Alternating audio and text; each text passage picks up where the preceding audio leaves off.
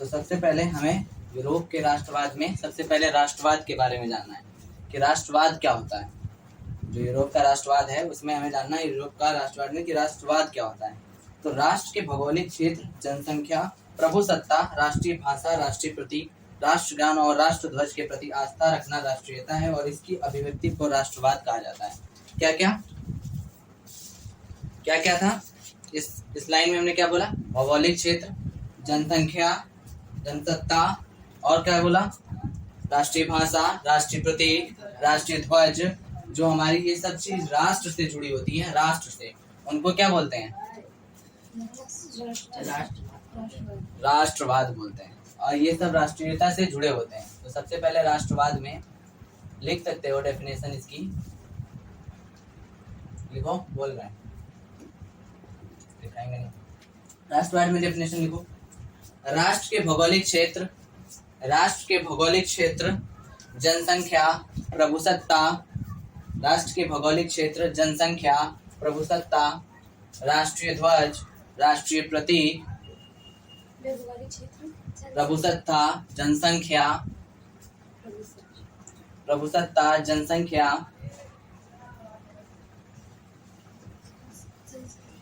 राष्ट्रीय प्रतीक, राष्ट्रीय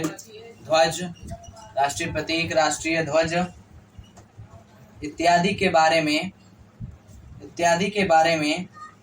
आस्था रखना क्या कहलाता है? राष्ट्रीयता कहलाती है। और इसकी जो अभिव्यक्ति करता है उसको क्या बोलते हैं हम लोग? राष्ट्रवाद।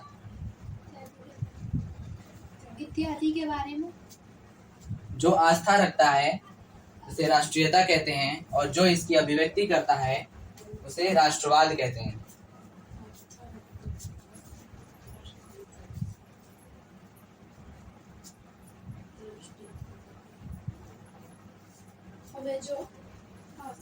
राष्ट्रीयता कहते हैं और जो इन सब की अभिव्यक्ति करता है उसे राष्ट्रवाद कहते हैं। अब राष्ट्रवाद क्या है? जैसे कि राष्ट्रवाद में मानव समूह की वो एक भावना है।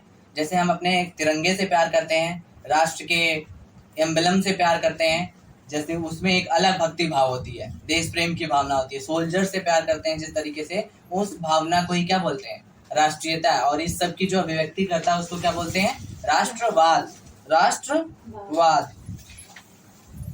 और हमारे देश में क्या है? अनेक भाषाएं हैं। हमारे देश में क्या है? अनेक भाषाएं हैं, अनेक सी संस्कृतियां हैं, अनेक से जातियां हैं और अनेक धर्म हैं। फिर भी हम लोग क्या है? एकता में बंधे हुए, सब भारतीय कहलाते हैं ना। मुस्लिम, हिंदू, सिख, ईसाई सब इस देश में हैं। अपने अपनी परंपराओं को मानते हैं, अपना अपना सारा काम करते हैं, जिस तरीके से पूजा करना चाहते हैं वो करते हैं। सबको क्या है? स्वतंत्र अधिकार है। और लेकिन फिर भी हम सब क्या है? भारतीय हैं। तो ये भावना ही क्या कहलाता है? राष्ट्रवाद। ये भावना क्या कहलाता है? राष्ट्रवाद।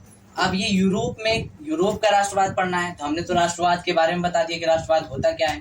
तो यूरोपवासी भी ऐसे ही थे, वो अपने राष्ट्र के लिए जो किए उन्हीं को आगे जानना है। तो यूरोप में क्या हुआ? यूरोप के राष्ट्र का बीज फ्रांस की क्रांति बना।